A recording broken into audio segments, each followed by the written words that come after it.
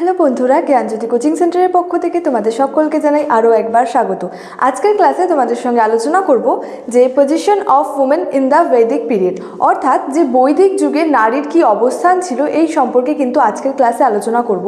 এর আগের ক্লাসগুলোতে কিন্তু তোমাদের সঙ্গে এই বৈদিক যুগ থেকে তোমাদের সিলেবাসের মধ্যে যে টপিকগুলি রয়েছে, যেমন যে বৈদিক যুগের যে সামাজিক অবস্থা, এছাড়াও অর্থনৈতিক অবস্থা, আর্যকারা বা NBPW, মেগালিথ সম্পর্কে কিন্তু আগের ক্লাসগুলোতে আলোচনা করেছিলাম। আজকে আলোচনা করব এই যে বৈদিক যুগে নারীর কি অবস্থান ছিল সেই সম্পর্কে। তাহলে দেরি না করে শুরু করছি আজকের ক্লাসটি। দেখো, প্রথমত এই যে বৈদিক যুগ রয়েছে, এই বৈদিক যুগকে হচ্ছে আলোচনার সুবিধার্থে ঐতিহাসিকরা দুটি ভাগে ভাগ করে আলোচনা করেছেন। একটি হচ্ছে ঋগ্বৈদিক যুগ এবং একটি হচ্ছে পরবর্তী বৈদিক যুগ। তো বিভিন্ন বেদ, বৈদিক সাহিত্য থেকে কিন্তু এই যে বৈদিক যুগ রয়েছে, এই বৈদিক যুগ সম্পর্কে কিন্তু জানা যায়। তো সেক্ষেত্রেই বলা যায় যে এই যে ঋগ্বৈদিক যুগ ছিল, এই ঋগ্বৈদিক যুগে যে নারীর অবস্থান ছিল সেটা কিন্তু মোটামুটি বলা যায় যে উন্নত মানের ছিল আর কি। এই সম্পর্কে আরও কি বলা হয়েছে দেখো, প্রথমত বলেছে এখানে যে ঋগ্বৈদিক যুগে নারীরা যথেষ্ট কিন্তু সম্মানের অধিকারী ছিল। এছাড়াও ঋগ্বৈদিক যুগের সমাজ কিন্তু পিতৃতান্ত্রিক ছিল। তবুও বলা হয়েছে যদি কন্যা সন্তান জন্ম লাভ করতো তাকে কিন্তু কখনোই অবহেলা করা হতো না। অর্থাৎ এখানে সমাজ পিতৃতান্ত্রিক ছিল, তো সুতরাং যদি কন্যা সন্তান যদিও জন্মগ্রহণ করতো তাকে কিন্তু কখনোই অবহেলা করা হতো না। এছাড়াও বলা যায় যে এই যে ঋগ্বৈদিক যুগে বা ঋগ্বেদ আর কি, এই যে ঘোষা, বিশ্ববারা, অপালা প্রভৃতি যে আর কি বিশেষ কিন্তু খ্যাতি লাভ করেছেন।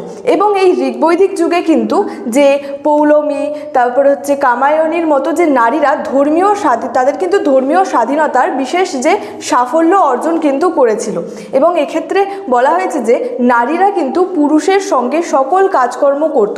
অর্থাৎ এদিক থেকে বলা যায় যে এই যে ঋগ্বৈদিক যুগে যে নারীর অবস্থান ছিল সেটা কিন্তু মোটামুটি উন্নতই ছিল। তো এক্ষেত্রে আরও বলা হয়েছে যে নারীদের কিন্তু যে পর্দা প্রথার দ্বারা তারা কিন্তু ঘরের মধ্যে গৃহকোণে আর কি আটকানো হতো না তাদের, অর্থাৎ তাদের পর্দা প্রথার দ্বারা কিন্তু তারা ঘরের মধ্যেই তাদের আটকে রাখা হতো না বা বন্দি করা কিন্তু হতো না। এছাড়াও বলা যায় যে এই যে স্ত্রীরা যে ছিল তারা কিন্তু স্বামীর সঙ্গে ধর্মাচরণেও কিন্তু অংশ নিতে পারত।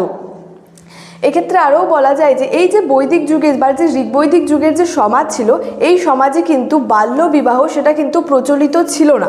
মেয়েরা কিন্তু বয়স্ক হলেও তাদের কিন্তু বিয়ে দেওয়া হতো বলেও কিন্তু এই বৈদিক যুগের যে ঋগ্বৈদিক যুগের সমাজে কিন্তু বলা হয়েছে। এছাড়াও বলা যায় যে স্বামী নির্বাচনের ক্ষেত্রেও কিন্তু যে মেয়েদের একটা কিন্তু স্বাধীনতা ছিল। এছাড়াও এই যে ঋগ্বৈদিক যুগের সমাজে কিন্তু যে অর্থের জন্য বিবাহ বা যে প্রেম বিবাহ এটার কথাও কিন্তু জানা যায়। এক পুরুষের আর কি একটি স্ত্রী, এই রীতিটা কিন্তু যে ঋগ্বৈদিক যুগের যে সমাজ ছিল সেই সমাজে আর কি প্রচলিত ছিল। কিন্তু কখনো কখনো আর কি দেখা যেত যে পুরুষেরা আর কি বহু বিবাহ করতো, কিন্তু নারীরা কিন্তু বা যে মেয়েরা ছিল তারা কিন্তু কখনোই কিন্তু বহু বিবাহ করতো না। এছাড়াও বলা যায় যে কোনো কোনো ক্ষেত্রে দেখা গেছে এই যে ঋগ্বৈদিক যুগের যে সমাজ ছিল, এই ঋগ্বৈদিক যুগের সমাজে কিন্তু বিধবা বিবাহেরও প্রচলন ছিল। এদিক থেকে প্রথমে বললাম যে সেখানে সমাজে ঋগ্বৈদিক যুগের সমাজে বাল্য বিবাহ কিন্তু প্রচলিত ছিল না, কিন্তু কোনো কোনো ক্ষেত্রে দেখা গেছে যে বিধবা বিবাহের প্রচলন ছিল। এছাড়াও বলা যায় যে সাধারণত যে স্বামীর মৃত্যুর পর তার ছোট ভাইয়ের সঙ্গে কিন্তু বিধবা স্ত্রীর বিবাহ হতেও এই ঋগ্বৈদিক যুগের সমাজে দেখা গেছে। এবং সতীদাহ প্রথার যেটা রয়েছে সেটা কিন্তু এই ঋগ্বৈদিক যুগের সমাজে কিন্তু একদমই অজানা ছিল। অর্থাৎ এই সব দিক থেকে ভিত্তি করে বলাই যায় যে এই ঋগ্বৈদিক যুগে কিন্তু নারীর অবস্থান যথেষ্ট আর কি ভালো ছিল। কিন্তু সেক্ষেত্রে এবার হচ্ছে যে পরবর্তী বৈদিক যুগে, তো এক্ষেত্রে বলা যায় যে ঋগ্বৈদিক যুগে যেমন নারীর অবস্থান অনেকটা ভালো ছিল বা উন্নত ছিল, কিন্তু পরবর্তী বৈদিক যুগে কিন্তু নারীর অবস্থান অতটা ভালো ছিল না। এক্ষেত্রে কিন্তু নারীর মর্যাদার কিন্তু হ্রাস পেয়েছিল। অর্থাৎ এই যে পরবর্তী বৈদিক যুগ রয়েছে, সেই পরবর্তী বৈদিক যুগের একটি অন্যতম বৈশিষ্ট্য ছিল নারীর মর্যাদার হ্রাস। এখানে বলাই হয়েছে দেখো, পরবর্তী বৈদিক যুগের যে অন্যতম যে সামাজিক বৈশিষ্ট্য ছিল হচ্ছে নারীর মর্যাদার হ্রাস। তো তাদের কিন্তু ধর্মাচরণের অধিকারও কিন্তু কমে যায়। ঋগ্বৈদিক যুগে যেমন ছিল স্ত্রীরা স্বামীর সঙ্গে কিন্তু ধর্মাচরণে তাদের আর কি করতো, কিন্তু এই পরবর্তী বৈদিক যুগে তাদের আর কি ধর্মাচরণের অধিকার কিন্তু কমে যায়। এছাড়াও বাল্য বিবাহের কিন্তু প্রচলনও বৃদ্ধি পেয়েছিল। তো এক্ষেত্রে আমরা দেখি আগের যে ঋগ্বৈদিক যুগ যে রয়েছে সেখানে সেখানে কিন্তু এই বাল্যবিবাহ প্রচলন কিন্তু ছিল না। কিন্তু পরবর্তী বৈদিক যুগে কি হয়, সেই বাল্যবিবাহের কিন্তু প্রচলন পরবর্তী বৈদিক যুগে বৃদ্ধি পেয়েছিল। এছাড়াও বলা যায় যে পণ প্রথার প্রসারও কিন্তু ঘটে এবং পুরুষেরা কিন্তু বহু বিবাহে অভ্যস্ত হয়ে পড়ে। অর্থাৎ ঋগ্বৈদিক যুগের সমাজে কি ছিল, যে এক পুরুষের একটি স্ত্রী, এই রীতিটাই কিন্তু প্রচলিত ছিল। কিন্তু কখনো কখনো দেখা যেত যে পুরুষেরা বহু বিবাহ করত। কিন্তু এই পরবর্তী বৈদিক যুগের সমাজে কিন্তু পুরুষেরা বহু বিবাহতে অভ্যস্ত হয়ে পড়েছিল। এছাড়াও নারীর সম্পত্তির অধিকারটাও কিন্তু এই যে পরবর্তী বৈদিক যুগে এসে যে খর্ব হয়েছিল। এছাড়াও বলা যায় যে নারীর মর্যাদার যে এই পরবর্তী বৈদিক যুগে এসে যে একটা অবনমন বা যে অবনতি যে ঘটেছিল, সেই বিষয়ে কিন্তু কোনো সন্দেহ নেই। অর্থাৎ যে ঋগ্বৈদিক যুগ ছিল, পরিশেষে বলা যায় যে ঋগ্বৈদিক যুগে যে নারীর অবস্থা ছিল সেটা কিন্তু যথেষ্ট উন্নত মানের ছিল।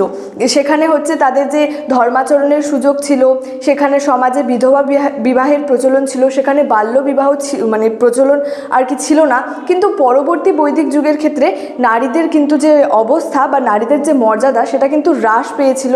তাদের ধর্মাচরণের যে অধিকার সেটাও খর্ব হয়েছিল, নারীর সম্পত্তির অধিকারও কিন্তু খর্ব হয়েছিল। তো সুতরাং পরিশেষে বলা যায় যে ঋগ্বৈদিক যুগের তুলনায় কিন্তু এই পরবর্তী বৈদিক যুগের সমাজে নারীর কিন্তু যে অবস্থার যে অবনতি কিন্তু ঘটেছিল। তো এই ছিল আজকের আমার যে বৈদিক যুগে যে নারীদের কি অবস্থান ছিল এই সম্পর্কে আমার ক্লাস কিন্তু এতটুকুই ছিল।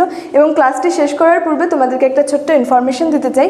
তোমরা যারা ভাবছো আমাদের সঙ্গে এই সেমিস্টারে যুক্ত হবে, তারা স্ক্রিনে দুটি নাম্বার দেখতে পাচ্ছ, 6295916282 এবং 7076398606। এই দুটি নাম্বার হলো আমাদের কোচিং সেন্টারের হেল্পলাইন নাম্বার। তো তোমরা যারা ভাবছো আমাদের সঙ্গে যুক্ত হবে, তারা কিন্তু দেরি না করে এই দুটি নাম্বারের মধ্যে যে কোনো একটি নাম্বারে যোগাযোগ করে আমাদের সাথে যুক্ত হয়ে যেতে পারো। আজকের ক্লাস এতটুকুই ছিল। দেখা হচ্ছে তোমাদের সঙ্গে পরবর্তী ক্লাসে একটি নতুন টপিক নিয়ে।